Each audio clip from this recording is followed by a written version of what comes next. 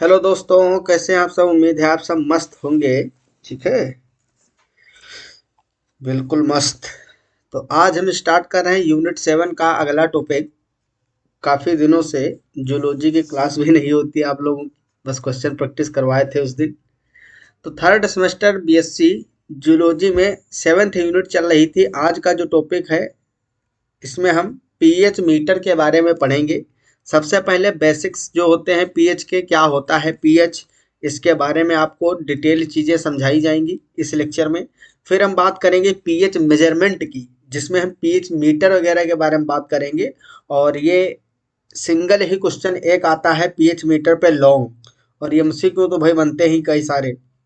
तो ये टॉपिक बहुत इंपॉर्टेंट है, इसमें ये कंटेंट है जो कि हम आज इसमें पढ़ने वाले हैं। क्या क्या पढ़ना है हमको, आपको दिखा देते हैं हम। ठीक, पीएच मीटर का इंट्रोडक्शन। सबसे पहले पीएच के बारे में बात करेंगे, फिर pH meter. Glass pH electrode क्या होता है, कॉम्बिनेशन ऑफ पीएच इलेक्ट्रोड। पहले सिंगल एक ग्लास में इलेक्ट्रोड को देखेंगे पीएच मेजरमेंट के लिए, फिर कॉम्बिनेशन करेंगे पीएच इलेक्ट्रोड का। कंप्लीट सेल का के बारे में पढ़ेंगे। Standard buffer and reference for pH measurement. Accuracy of pH measurement using pH meter, how does it work, application, इन सब चीज़ों के बारे में बात करने वाले हैं।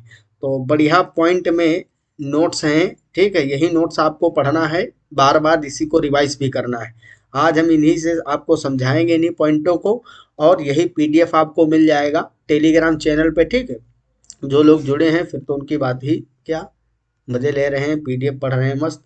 और जो लोग नहीं जुड़े हैं वो टेलीग्राम ज्वाइन कर लें। ठीक, लिंक मिल जाएगा वीडियो के डिस्क्रिप्शन में, या फिर चैनल के अबाउट में जाइए, वहाँ भी लिंक दिया रहता है हमेशा के लिए। ठीक, तो पीएच क्या होता है, जैसे ये जो पीएच है किसी भी सॉल्यूशन की बहुत ही इम्पोर्टेंट प्रॉपर्टी मान सकते हो, बहुत ही महत्वपूर्ण गुण होता है। इसके आधार पर हम पीएच का नेचर पता कर सकते हैं। सॉरी पीएच का नहीं, मतलब किसी भी सॉल्यूशन का अगर पीएच हमको पता है तो उसका नेचर हम जान सकते हैं। ठीक है, तो पीएच किसी भी सॉल्यूशन की प्रॉपर्टी को एक्सप्लेन करता है। अब जैसे कि अलग अलग कुछ पदार्थ खट्टे होते हैं, कुछ नमकीन होते हैं, कुछ का कोई स्वाद ही नहीं होता जैसे वाटर। तो ये पीएच के बेस पे भी हम जान सकते हैं। द हाइड्रोजन आयन कंसंट्रेशन और pH is a measure of the acidity और alkalinity of a solution। कहने का मतलब, जो pH है किसी भी सॉल्यूशन को हम एसिडिक या अल्कलाइन तब कह सकते हैं जब उसका pH पता हो। pH के ही बेस पे हम कह सकते हैं कि वो अम्लीय है या क्षारीय है, एसिडिक नेचर का है या फिर अल्कलाइन है। तो पीएच आपको पता हो या फिर हाइड्रोजन आयन की कंसंट्रेशन पता हो, क्योंकि भाई हाइड्रोजन आयन की कंसंट्रेशन अगर पता है तो समझ लो आपको पीएच पता है, क्योंकि पीएच इक्वल टू होता है log 10, log-10। और यहाँ पे कंसंट्रेशन लगते हैं, हम मल्टीप्लाई करते हैं हाइड्रोजन आयन की। Hydrogen ion concentration is the hydrogen ion concentration of the solution in mole per litre. तो यहाँ पे जो हम log-10 की power concentration of H plus ion रखे हैं, ये मोल पर लीटर में रखी जाती है। ठीक है, इसकी यूनिट होती है मोल per litre. In an aqueous solution मतलब जलीय विलयन, the product of hydrogen ion concentration and hydroxyl ion concentration is constant. मतलब जो जलीय विलयन होता है उसमें OH माइनस आयन की जो कंसंट्रेशन होती है वो बराबर होती है H प्लस आयन के कंसंट्रेशन की। वैसे तो इसमें लॉग वाले कई सारे फॉर्मूला होते हैं, लेकिन जूलॉजी में हमको वो सब नहीं पढ़ना है। बस बेसिक समझना है कि पीएच क्या होता है, पीएच स्केल के बारे में पढ़ना है, जो पैमाना होता है पीएच वाला, और कैसे मेजर करते हैं। वरना तो इसमें काफ़ी मैथमेटिक्स यूज होती है, वो इक्वेशन हमको नहीं पढ़ना है इसमें। ठीक है, वो तो केमिस्ट्री का पार्ट है, हम केमिस्ट्री में पढ़ते हैं आयोनिक इक्विलिब्रियम में, फिजिकल केमिस्ट्री में। ठीक है, तो इतना याद रखिए, जो वाटर होता है, वाटर या फिर कोई भी एक्वस सॉल्यूशन है, ठीक है, एक्वस सॉल्यूशन, तो उसमें बराबर मात्रा में OH माइनस का कंसंट्रेशन और एच प्लस का कंसंट्रेशन प्रेजेंट होता है। जैसे कि आपको पता ही है कि वाटर का जो फॉर्मूला होता है वो H2O है। इसको जब आप तोड़ोगे, ये डिसोसिएट होता है जब, तो OH minus plus H plus ion देता है। अब भाई एक वाटर से इतने रिलीज हो रहे हैं, तो जितने वाटर तोड़ोगे, भाई एक मोल वाटर से एक मोल OH माइनस और एक मोल H प्लस बन रहा है। तो 2 मोल तोड़ोगे तो 2 मोल OH बनेंगे, 2 मोल H बनेंगे। 5 मोल तोड़ोगे तो 5 मोल OH, 5 मोल H। मतलब हमेशा जो एक्वस सोल्यूशन होता है, प्योर एक्वस सोल्यूशन, उसमें OH माइनस और H प्लस जो आयंस हैं, इनका कंसंट्रेशन हमेशा इक्वल रहता है। समझ में आया? अब ये जो होता है OH माइनस, ये बेसिसिटी बताएगा। क्या बताएगा? बेसिसिटी, कि कितना क्षारीय है कोई चीज। और ये बताता है एसिडिटी, एसिडिटी अम्लता। ये क्षारकता बताता है, क्षारकता, क्षारता कितनी है। और ये बताता है अम्लता को। तो भाई वाटर में दोनों चीजें बराबर प्रेजेंट हैं, इसलिए ना वो अम्लीय होगा ना क्षारीय होगा। वाटर कैसा होता है? न्यूट्रल होता है, उदासीन। कैसा होता है? न्यूट्रल मतलब उदासीन। और वाटर का जो पीएच होता है वो कितना होता है?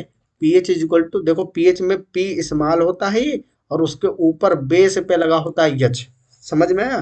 तो पीएच होता है वाटर का 7, या आप सब लोग जानते हो 7 ही रेफरेंस पॉइंट होता है। 7 के नीचे जाओगे तो एसिडिक नेचर मतलब अम्लीय, और 7 के ऊपर जब पीएच जाएगा तो वो क्षारीय होगा, एल्कलाइन होगा। इतना चीज तो आप लोग अभी तक जानते ही होंगे।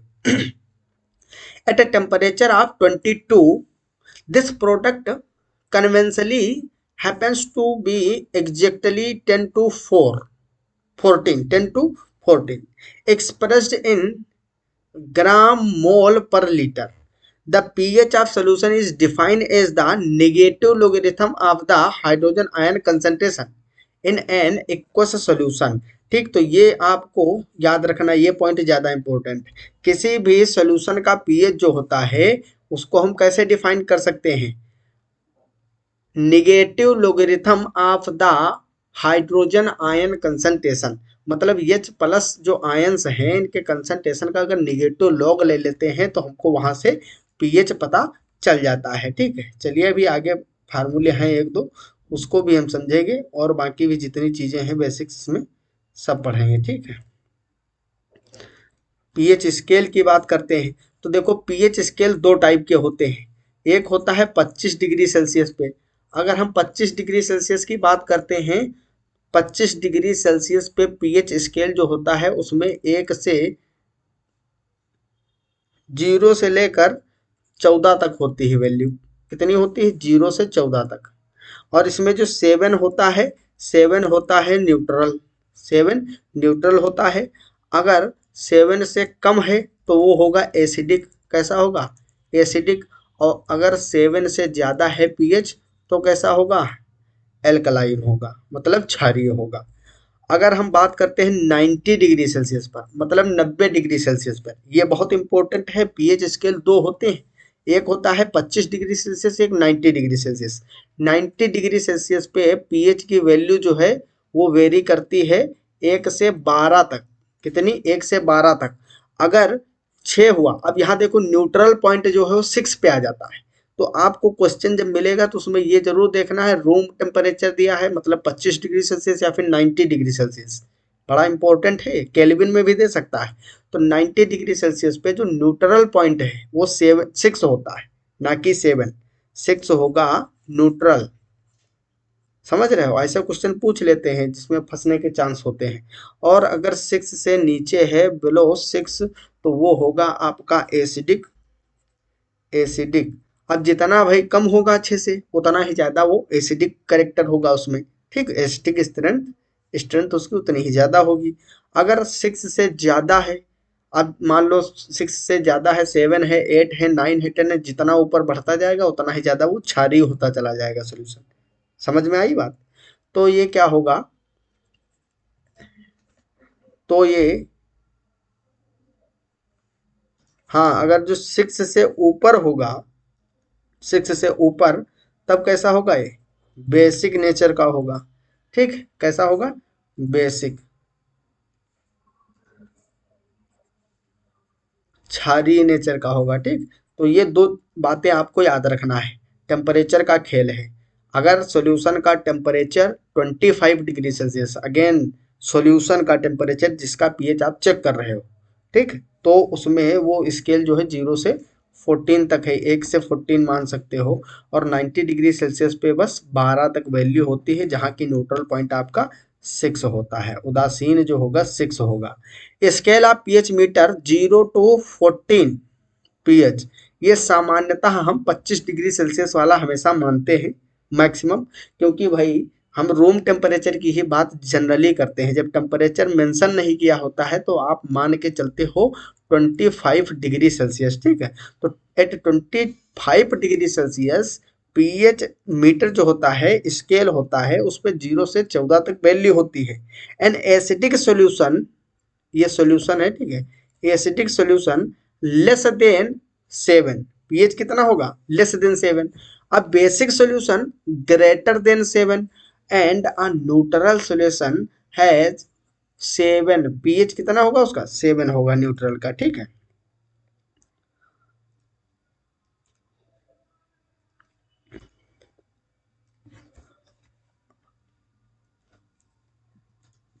a change of 1 pH unit corresponds to a 10-fold change of hydrogen ion concentration of the solution।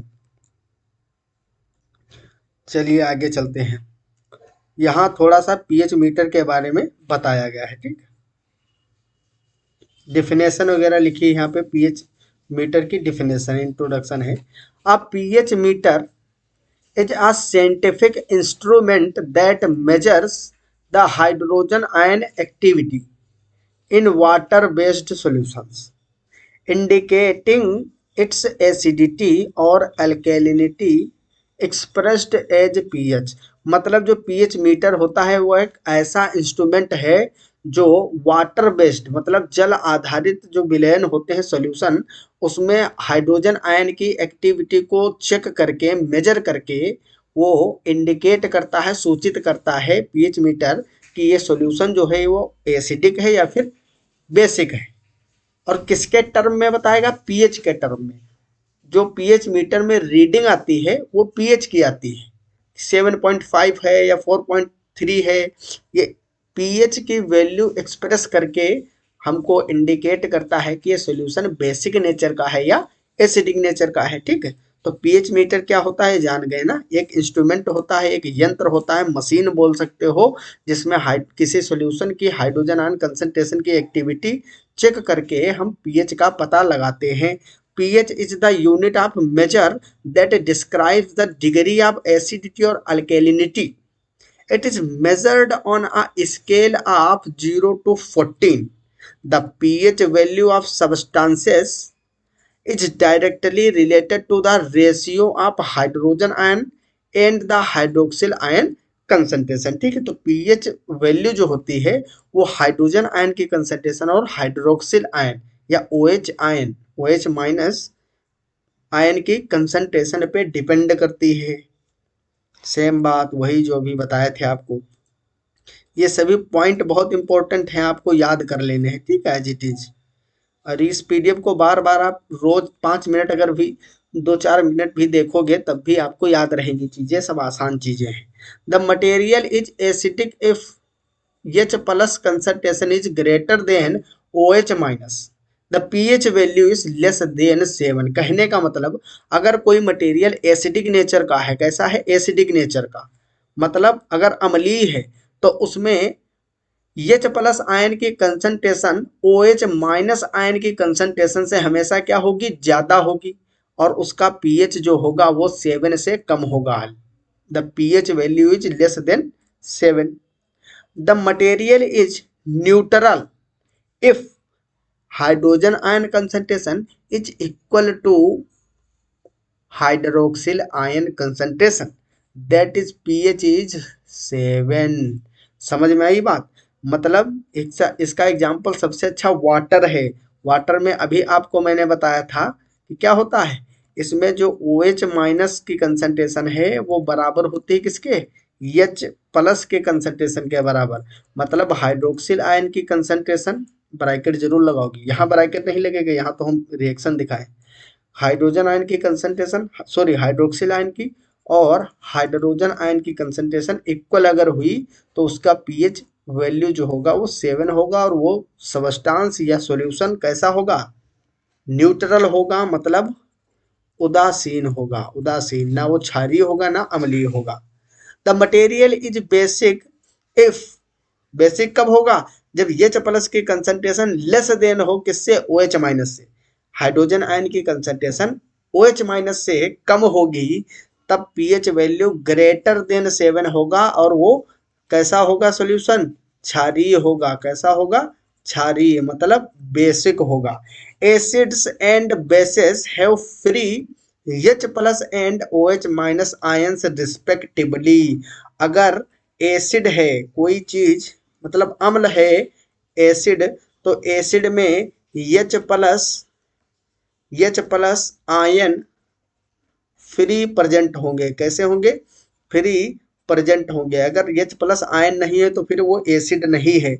जैसे कि एसिड आप पढ़े हो, कार्बोक्सिलिक एसिड होता है ना, कार्बोक्सिलिक एसिड होते हैं, जैसे कि ये फार्मिक एसिड होता है। इसके अलावा आप क्या पढ़े हो, फार्मिक एसिड हो गया, आप एसिटिक एसिड पढ़े हो, क्या पढ़े हो, CH3COOH, ये है आपका फॉर्मिक एसिड, फॉर्मिक एसिड। ये क्या होता है, ये है एसिटिक एसिड, एसिटिक एसिड। तो ये सब कार्बोक्सिलिक एसिड के ही एग्जाम्पल हैं, ये कार्बोक्सिलिक ग्रुप होता है, आप सभी जानते हो ना। इसके अलावा हम बात करें जैसे कि ये होता है आपका बेंजोइक एसिड, ये क्या है, COOH, बेंजीन के ऊपर लगाइए, ये है आपका बेंजोइक एसिड, बेंजोइक एसिड। तो इनमें क्या होता है, इनमें जो H प्लस होता है, यहाँ पे माइनस होगा, ये H प्लस मुक्त रूप में प्रेजेंट होते हैं सॉल्यूशन में।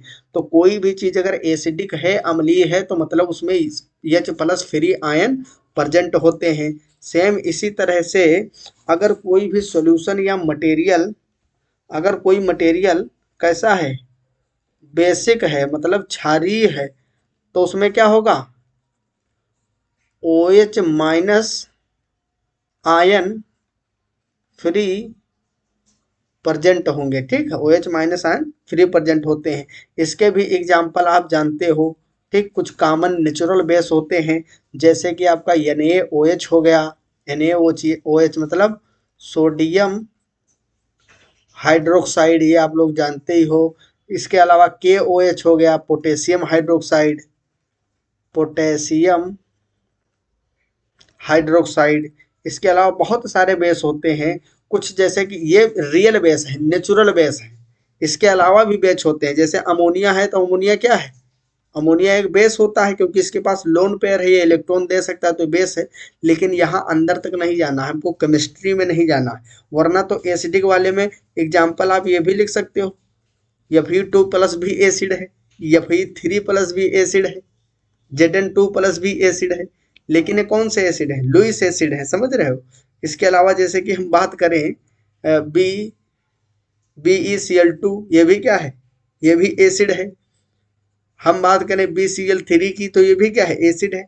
लेकिन ये हम बात ज्यादा डिटेल में नहीं करना हमको, जहाँ मैन जो होते हैं ना, मैन जिसमें H प्लस और OH माइनस आयन की बात करेंगे, ठीक, यहाँ पे हम केमिस्ट्री के डिटेल में नहीं जाने वाले हैं, तो वरना तो बेस और एसिड ऐसे ऐसे अतरंगे होते हैं, तो आप लोग जानते ही हो। तो ये कुछ एग्जाम्पल हैं जो कि आपको याद रखना है, ठीक है। चलिए भाई हम अगले टॉपिक पे चलते हैं, आ जाइए यहाँ, यस, डिफिनेशन ऑफ पीएच। तो ये तो आपको हम बताए थे अभी, एक बार और देख लीजिए क्या होता है। पीएच की जो डिफिनेशन होती है क्या होती है, एच प्लस आयन की कंसंट्रेशन का निगेटिव लॉग ले लीजिए आप, बस उसी को हम क्या कहते हैं, पीएच। पीएच निकालने की मेथड भी ये सबसे अच्छी है। Definition of pH, pH of a solution is the negative logarithm of hydrogen ion concentration expressed in molarity. ठीक है, तो इस तरीके से मोल पर लीटर में, मोलेरिटी कहने का मतलब समझते ही हो, मोलेरिटी क्या होता है, मोलेरिटी इक्वल टू होता है mole of solute upon mole of mole of solute upon mole of solute upon concentration of solvent in litre. ठीक, तो इसको हम लीटर में यहाँ पे एक्सप्रेस करते हैं, सोलवेंट की जो कंसंट्रेशन होती है उसको रखते हैं। ठीक है, ऊपर हम सोल्यूट के मोल का नंबर रखते हैं और नीचे सोलवेंट को लीटर में लेते हैं, तो हमारा निकल आता है मोलेरिटी। तो यहाँ देखो, ऊपर है मोल और नीचे लीटर में सोलवेंट है, तो इसकी यूनिट आती है मोल पर लीटर। ठीक है, तो यहाँ पे जो हाइड्रोजन आयन की कंसंट्रेशन रखते हैं वो इन टर्म ऑफ मोलेरिटी रखी जाती है, मोल पर लीटर। ठीक, सोल्यूट के मोल और अपान में सोलवेंट लीटर में। ठीक, इसका वॉल्यूम रखा जाता है, कंसंट्रेशन बोलो वॉल्यूम बोलो, volume of solvent in litre. चलिए, ऑपरेशनल यहाँ पे डिफिनेशन लिखा है, तो इसकी विशेष आपको ज़रूरत नहीं है, ये वाला पार्ट जो है। ठीक है, इसको पढ़ोगे खाली आपका दिमाग खराब होगा, बाकी कोई इससे फ़ायदा हमारा होने वाला नहीं है। तो हम वही पढ़ेंगे जो हमारे सिलेबस से रिलेटेड है, जहाँ से क्वेश्चन आते हैं। ठीक, चलिए, प्रिंसिपल कैसे वर्क करता है, हम बात करेंगे ग्लास इलेक्ट्रोड की। ग्लास इलेक्ट्रोड मतलब ये ग्लास में एक सोल्यूशन रहता है जिसमें एक इलेक्ट्रोड रहता है। कहाँ गया भाई? हाँ, इस तरीके से एक ग्लास रहता है जिसमें कोई सोल्यूशन पड़ा रहता है, इसमें हम एक इलेक्ट्रोड डालते हैं और उस इलेक्ट्रोड के माध्यम से हम सोल्यूशन को अलग अलग चेंज करके फिर क्या करते हैं, एक स्टैंडर्ड सोल्यूशन होता है हमारे पास। क्या होता है? स्टैंडर्ड स्टैंडर्ड सॉल्यूशन होता है जिसका पीएच पहले से नोन होता है, ज्ञात होता है। ठीक है, ज्ञात सॉल्यूशन में पहले हम इसको डालते हैं, क्या डालते हैं, इस इलेक्ट्रोड को। ठीक है, एक 4 पीएच वाला होगा, एक 4 पीएच वाला और एक 7 पीएच वाला। ठीक है, इस ज्ञात मतलब नोन वाले में पहले हम डालते हैं, उसके बाद में जब इसको फिक्स कर देते हैं, मशीन में फिक्स कर देते हैं, फिर हम अननोन सॉल्यूशन में इसी इलेक्ट्रोड को डालते हैं, तो मशीन में उसकी पीएच वैल्यू एक्सप्रेस होके आ जाती है। भी जैसे जैसे आगे पढ़ेंगे चीजें समझ में आएंगी आपको। When the pair of electrodes और आ कंबाइंड इलेक्ट्रोड, कहने का मतलब जो दो इलेक्ट्रोड पड़े हों, ग्लास इलेक्ट्रोड एंड कैलमेल इलेक्ट्रोड, कैलोमिल बोलते हैं ना, is dipped in a equation equals solution of potential is developed across the thin glass of the bulb of glass electrode. कहने का मतलब, जब दो इलेक्ट्रोड आप सॉल्यूशन में डालोगे, ठीक है, दो सॉल्यूशन, एक सॉल्यूशन है जिसमें आप इस ग्लास सॉल्यूशन में दो इलेक्ट्रोड डालोगे तो इसमें एक पोटेंशियल डेवलप होगा। पोटेंशियल क्यों डेवलप होगा भाई? एक सेल तैयार हो जाएगी बनके। सेल में समझते हो, ईएमएफ, यहाँ पे इलेक्ट्रोमैग्नेटिक फोर्स आ जाएगा इलेक्ट्रॉनों के मूवमेंट के कारण। सेल तो आप लोग पढ़े ही होंगे, डेनियल सेल वगैरह पढ़े होंगे ना, गैल्वेनिक सेल्स होती हैं। इसमें जब आप इलेक्ट्रोड डालोगे तो एक पोटेंशियल डेवलप हो जाएगा, तो इसके थ्रू भी आप मेजर कर सकते हो। ठीक है, the EMF of complete cell formed by the linking of these two electrodes at a given solution temperature is therefore, मतलब यहाँ पे जो E है, E क्या है? E है ईएमएफ ऑफ सेल, सेल का ईएमएफ है। ठीक, तो यहाँ पे ईएमएफ निकाला गया है, ये रेफरेंस सेल का है और ये ग्लास इलेक्ट्रोड का है। E R E F is the potential of the stable calomel electrode, stable या स्टैंडर्ड बोल सकते हो, जो पहले से ज्ञात रहता है, which at normal room temperature is 0.25 volt. E glass, e glass नहीं है ये, ई ग्लास मतलब ये पोटेंशियल है ग्लास इलेक्ट्रोड का।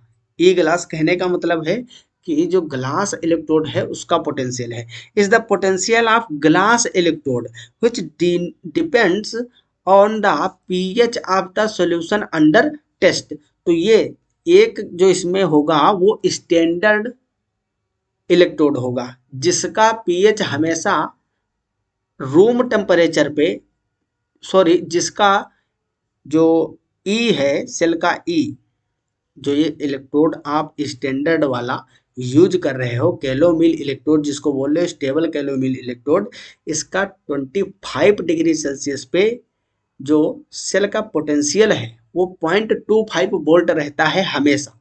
ठीक, ये बदलने वाला नहीं है। और जो ग्लास वाला है आपका, वो सोल्यूशन पे डिपेंड करता है कि कैसा आपका सोल्यूशन, उस तरीके से वो बिहेव करेगा। ठीक है, तो ये ई ग्लास जो है ये सोल्यूशन के अनुसार होता है। The resultant EMF can be recorded potentiometer by using vacuum tube amplifier. तो यहाँ पे हम रिजल्टेंट मतलब दोनों का ईएमएफ कैलकुलेट करते हैं, कंप्लीट सेल का, दोनों इलेक्ट्रोड का पोटेंशियोमीटर के थ्रू। ठीक, variation of pH with E may be recorded directly on the potentiometer scale graduated to read pH। मतलब इससे क्या होता है, हम सॉल्यूशन का निकालते हैं E मतलब पोटेंशियल, और पोटेंशियल डिफरेंस से हम पीएच को कैलकुलेट करते हैं। तो ये एक मेथड होता है जिसमें हम सेल वाला मेथड यूज करके और पोटेंशियोमीटर में पीएच ज्ञात कर लेते हैं। ठीक, तो ये बहुत ही अच्छी एक टेक्निक होती है। Electrodes in pH determination. Point number 1, for finding the pH of the solution or should use an electrode reversible to H plus ions.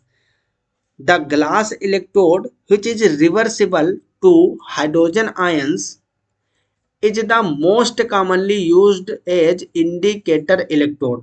तो ग्लास इलेक्ट्रोड जो होता है इसको मुख्यतः इंडिकेटर इलेक्ट्रोड के जैसे यूज किया जाता है। Generally calomel electrodes is used as reference electrode. ये इसका जो है 25 डिग्री सेल्सियस पे ज्ञात रहता है पोटेंशियल 0.25 वोल्ट होता है। ठीक, 25 वोल्ट। तो ये रेफरेंस के जैसे यूज किया जाता है इलेक्ट्रोड, कौन सा, कैलोमिल इलेक्ट्रोड जो होता है। और जो आपका ग्लास इलेक्ट्रोड है ये एज अ इंडिकेटर इलेक्ट्रोड, जो कि हमको सूचित करता है कि सॉल्यूशन का पोटेंशियल कितना होगा, और इन दोनों के इलेक्ट्रोड के पोटेंशियल का डिफरेंस हम पोटेंशियोमीटर में ज्ञात करके पीएच कैलकुलेट करते हैं। ठीक, तो ये क्वेश्चन आता है कौन रेफरेंस इलेक्ट्रोड है, कौन इंडिकेटर इलेक्ट्रोड है। अगला पॉइंट है the most widely used ion selective electrode is the glass pH electrode which utilizes a thin glass membrane that is responsive to change in H plus activity।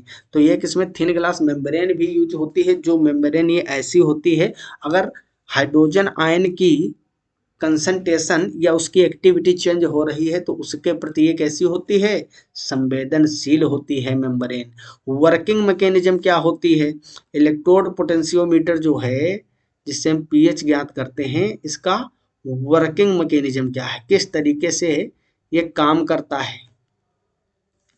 An acidic solution has for more positively charged hydrogen ions. ये तो बात correct है, अगर कोई acidic solution है तो उसमें H plus ion ज़्यादा होंगे, और H प्लस आयन ज़्यादा होंगे तो भाई पॉजिटिवली चार्ज होते हैं ना, पॉजिटिवली चार्ज्ड आयंस ज़्यादा होंगे than an alkaline one. So it has greater potential to produce an electric current in a certain situations. कहने का मतलब यहाँ पे हम निगेटिव पॉजिटिव चार्ज के बेस पे सेल का पोटेंशियल ज्ञात करते हैं और उस पोटेंशियल से मैच करते हैं पीएच की value. In other words it is a bit like a battery that can produce a greater voltage. समझ रहे हो, तो जो एसिडिक होगा सोल्यूशन वो उसमें पॉजिटिवली चार्ज्ड आयन ज़्यादा होंगे जो कि वोल्टेज ज़्यादा बनाएगा, ज़्यादा इलेक्ट्रिक करंट प्रोड्यूस करेगा। अब pH meter takes advantage of this and work like a voltmeter. It measure the voltage जिसको इलेक्ट्रिकल पोटेंशियल भी बोलते हैं और प्रोड्यूसर्स बाय द सॉल्यूशन। मतलब जो पीएच मीटर है इसका एक एडवांटेज ये है कि ये वोल्ट मीटर के जैसे भी काम करता है, ये साथ में वोल्ट मीटर भी मापता है। जो सॉल्यूशन के द्वारा प्रोड्यूस किया गया है इलेक्ट्रिकल पोटेंशियल उसको भी मेजर करता है एज अ वोल्ट मीटर। तो पीएच मीटर जो है इससे हम दोनों चीजें नाप लेते हैं। चलिए अगले पॉइंट पढ़ते हैं। When two electrodes, one probe containing the two electrodes. देखो प्रोब कंटेनिंग का मतलब जो बना बनाया वो आपका पहले से ज्ञात वाला रेफरेंस वाला है उसकी बात करते हैं प्रोब, ठीक। Are dipped into solution, some of the hydrogen ions in the solution move towards the glass electrode and replace some of the metal ions in its special glass containing, ठीक है। This creates a tiny voltage across the glass. The silver electrode picks up and passes to the voltmeter। कहने का मतलब जो glass होता है आपका, glass electrode, उस पे सिल्वर होता है। तो सिल्वर भाई एजी के ऊपर प्लस होगा चार्ज। तो जब इसको डाला जाता है सॉल्यूशन में तो क्या होता है, जो सॉल्यूशन के H प्लस आयन होते हैं टुवर्ड्स ग्लास इलेक्ट्रोड, मतलब ग्लास इलेक्ट्रोड की ओर मूव करते हैं और ये एजी प्लस को रिप्लेस कर देते हैं वहां से और ये खुद उनकी जगह ले लेते हैं। क्योंकि दोनों पे चार्ज सेम है तो उदासीनता ग्लास इलेक्ट्रोड पे हमेशा बनी रहती है। The reference electrode acts as a base line और रेफरेंस फॉर द मेजरमेंट। तो भाई मेजर करने के लिए बेस लाइन, कोई रेफरेंस तो होना ही चाहिए। जैसे हम इलेक्ट्रोकेमिकल सीरीज पढ़ते हैं तो वहाँ पे हम ये निकालते हैं कि रिडक्सिंग पावर किसकी कितनी होती है, रिड्यूसिंग एजेंट और ऑक्सीडाइजिंग एजेंट, यही तो पता चलता है। वहाँ रिडक्शन वैल्यू निकालते हैं उसकी। तो कैसे निकालते हैं भाई, हाइड्रोजन को रखते हैं रेफरेंस क्योंकि इसका जीरो होता है तो कोई एक रेफरेंस तो रखना ही पड़ेगा यहाँ पे। तो इसीलिए जो आपका ये होता है इलेक्ट्रोड, रेफरेंस इलेक्ट्रोड, वो एक रेफरेंस या बेस लाइन के जैसे काम करता है। सॉरी।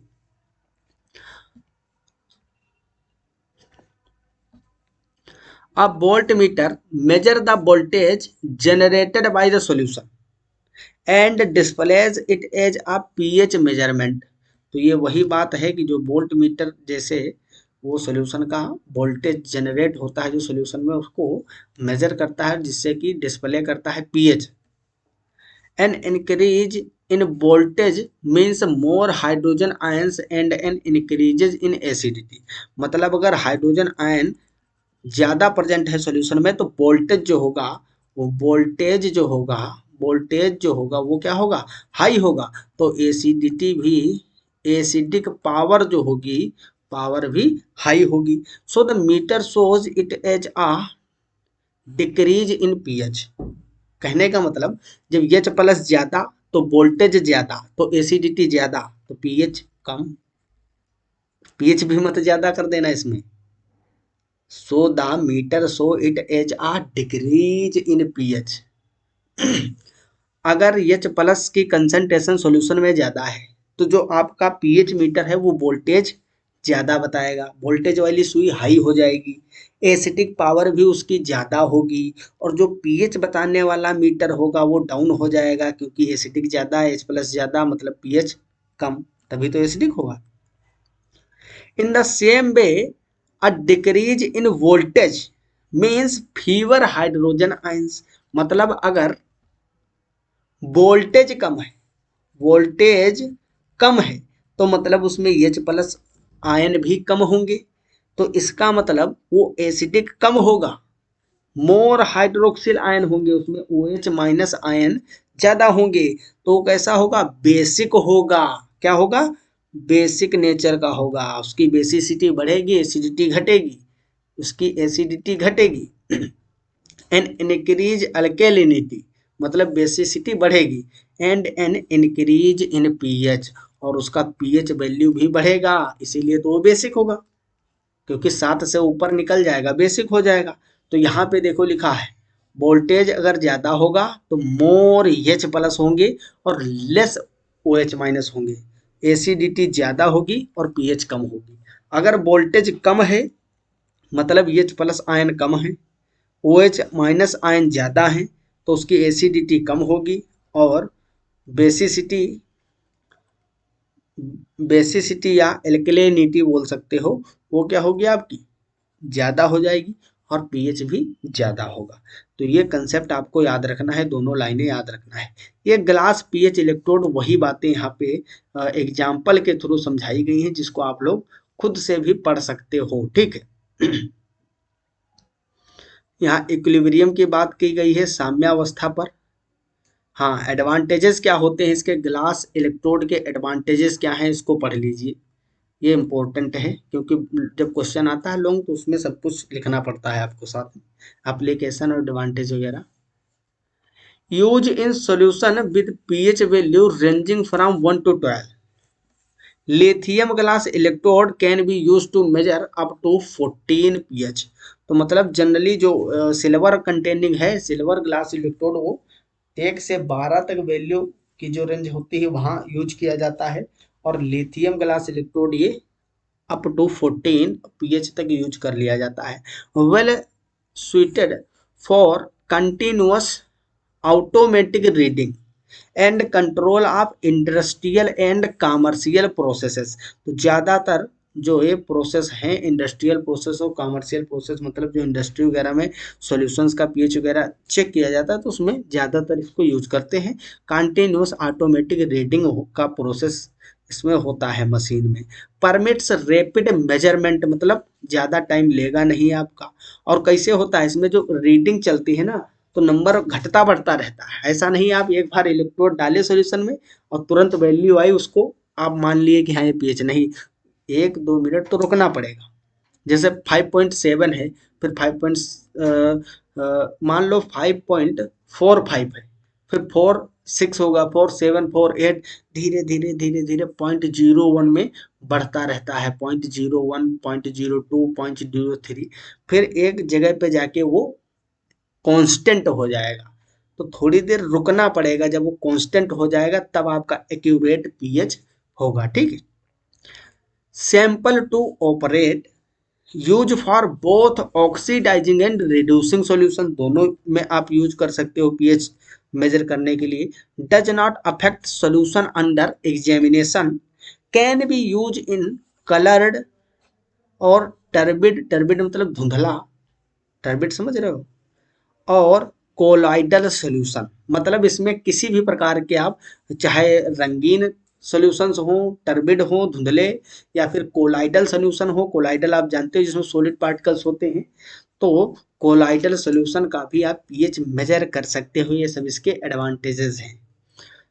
डिसएडवांटेजेस आप लोग पढ़ लेना, इसमें क्या क्या समस्याएं होती हैं, ठीक है, ये पीडीएफ आपके पास रहेगा ही। 2 टाइप्स ऑफ पीएच मीटर्स, एक है पोटेंशियोमीटर, ठीक, और एक होता है डायरेक्ट रीडिंग टाइप। तो पोटेंशियोमीटर वाला ही तो भी पढ़ रहे थे हम, उसी की तो बात किए थे भाई, ठीक है। कॉम्बिनेशन ऑफ पीएच इलेक्ट्रोड किस तरीके से जोड़ते हैं, ये सभी चीजें आपके पढ़ने के लायक हैं, तो इनको आप लोग देख लेना। यहाँ पे ये देखो, यहाँ पे 2 इलेक्ट्रोड है, ये है ग्लास पीएच इलेक्ट्रोड, ठीक, एलिमेंट, और ये जो बड़ा वाला है ये रेफरेंस इलेक्ट्रोड एलिमेंट होता है, ठीक। समझ में आ रही ना चीजें। यहाँ पे रेफरेंस इलेक्ट्रोलाइट भरे होते हैं, और इधर ग्लास पीएच इलेक्ट्रोलाइट जो होते हैं वो इसमें भरे होते हैं। नीचे एक बल्ब लाइक स्ट्रक्चर होता है, बड़ा इंपॉर्टेंट होता है, ये सेंसिटिव भी होता है काफ़ी। ये रेफरेंस जंक्शन होता है यहाँ पे। तो ये इसका आप डायग्राम भी बना लेंगे इस तरीके से जैसे ये बना हुआ है, ठीक। Complete self are pH measurement, तो ये सब इसमें देखो, एजीसीएल लिया जाता है ना आपका, तो इस पे कोई न्यूमेरिकल वगैरह आपसे पूछे नहीं जाएंगे जूलॉजी में, डरने की कोई बात नहीं है।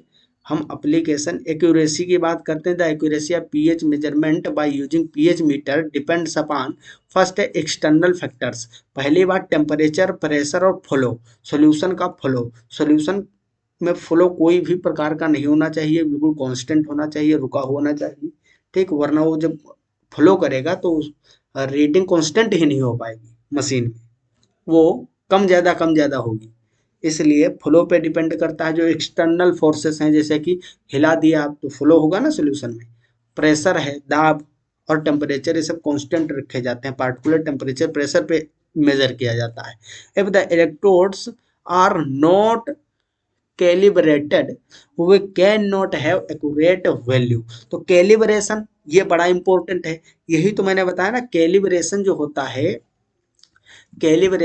है इलेक्ट्रोड्स का, इसमें क्या होता है, एक नोन एक नोन 4 pH वैल्यू वाला और एक नोन 7 pH वैल्यू वाला पहले आप सॉल्यूशन लाते हो, फिर कैलिब्रेशन का प्रोसेस करते हो, फिक्स करते हो मशीन को, pH मीटर को, उसके बाद में अननोन अननोन सॉल्यूशन आप उसमें चेक करते हो। ठीक है, तो आई होप हो सकता है आपके यूनिवर्सिटी या कॉलेज में, जहाँ भी आप हैं, एफिलिएटेड कॉलेज या किसी भी यूनिवर्सिटी में, तो हो सकता है वहाँ पे ये पीएच मीटर वाला आपका एक्सपेरिमेंट करवाया जाए, तो और ज़्यादा आपको अच्छे से चीज़ें समझ में आएंगी।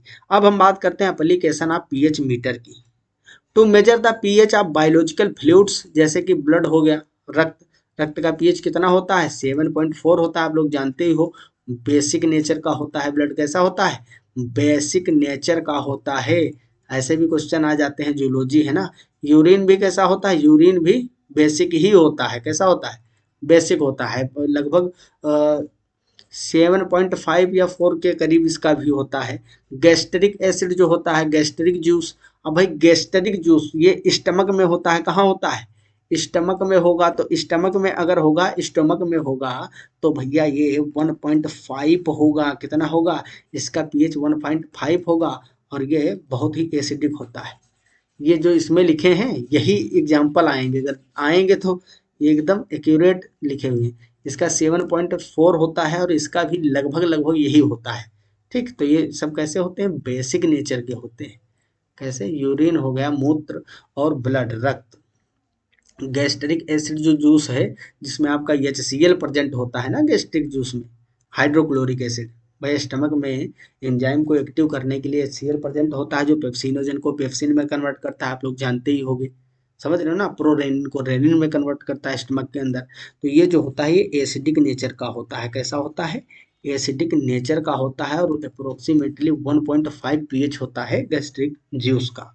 तो a certain type of biological conditions useful in determination of concentration of substances by pH measurement, और इसके application to know pH of buffer solution. मतलब बफर सोल्यूशन जानते ही हो, बफर सोल्यूशन क्या होता है, बफर सोल्यूशन पे भी हमको अगला लेक्चर बफर सोल्यूशन पे ही लेना है, तो नहीं जानते हो तो उस लेक्चर में डिटेल में बताएंगे आपको बफर्स क्या होती है। बफर सोल्यूशन का भी पीएच मेजरमेंट में इसका जरूरत लगता है। To maintain the pH of reaction conditions, to measure the pH of soil, मिट्टी। अब भैया यही आपका अगर मान लो प्रैक्टिकल वगैरह हुआ, ठीक है, तो प्रैक्टिकल में वाटर और सॉइल इसका पीएच मेजर करने को आता है, कान खोल कर सुन लीजिए। ठीक, इस पे क्वेश्चन आएगा, आपके प्रैक्टिकल में दिया जा सकता है। ठीक, तो थोड़ा बहुत अगर प्रोसेस कभी हो तो कॉलेज में जाके थोड़ा देख दाख लेना कि कैसे मेजर करते हैं, वरना उस दिन फंस जाओगे। Which will be helpful in maximizing the yields and returns from the soil. वैसे सॉइल वाला ये होता बड़ा आसान है, सब कुछ वहां तुमको प्रैक्टिकल में फिट करके देते हैं, बस क्या करना होता है, सीधे आपको पीएच चेक ही करना होता है और रीडिंग लिखनी होती है। तो major the pH of rain water. ठीक, तो वर्षा का जो जल होता है वो एसिडिक है, जब जैसे एसिडिक रेन होती है, ठीक है, तो वो एसिडिक होता है वाटर। जनरली जो है वाटर जो होता है वर्षा वाला, वो 6 के लगभग उसकी पीएच होती है, कभी 5 से 6 के बीच में, 7 के बीच में रेंज करती है। Maintaining perfect and accurate pH level in several daily activities like keeping the milk from turning sour.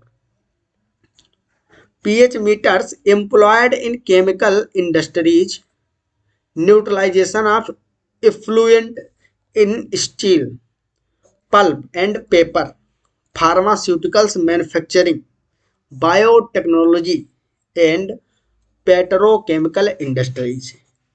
It is also helps in analyzing the exact pH value of chemical substances and food grade products, thus ensuring high level of safety and quality. तो ये कुछ इसके application हैं। ठीक है, तो I hope आपको pH के से रिलेटेड चीज़ें समझ में आ गई होंगी। कैसे आप इसको मेजर करते हो, क्या होता है पीएच, किसका ज़्यादा होता है किसका कम होता है, पीएच स्केल कितने टाइप के होते हैं, कितने टेम्परेचर पे क्या काम करते हैं, इलेक्ट्रोड के बारे में सब कुछ मैंने आपको बता दिया। कोई अभी भी डाउट है तो आप लोग कमेंट बॉक्स में पूछ सकते हो, टेलीग्राम पे पूछ सकते हो, या फिर व्हाट्सएप ग्रुप, इतनी सारी सुविधाएं आपके पास है, कहीं भी क्वेश्चन पूछ सकते हो। वरना तो हम क्वेश्चन जब करवाते हैं तो क्वेश्चन करवा ही देते हैं, डाउट आपके रहने नहीं चाहिए। तो बहुत बहुत धन्यवाद आप सभी को। Thank you for watching. ठीक है, सभी को धन्यवाद, और हम मिलते हैं अगले लेक्चर में अगले टॉपिक के साथ। तब तक आप लोग मस्त मज़ेदार पढ़ाई करिए। जय हिंद, जय भारत।